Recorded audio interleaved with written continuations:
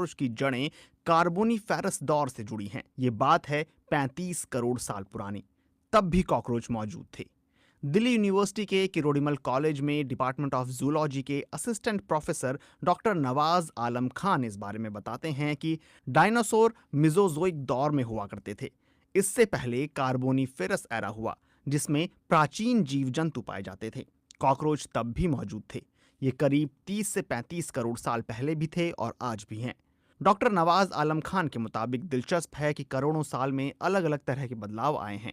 पर्यावरण, मौसम, हालात सभी कुछ बदले हैं। इन्हीं बदलावों की वजह से तब से अब तक बहुत सारे जीव ऐसे हैं जो खत्म हो गए या गायब हो गए।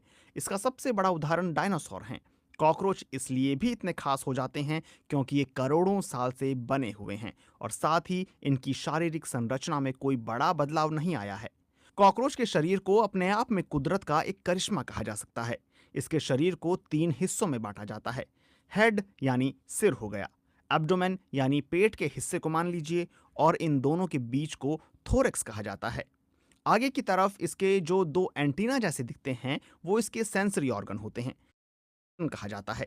ये काफी मजबूत होता है और काइटन से बना होता है। काइटन वही चीज है जिससे हमारे नाखून बने होते हैं।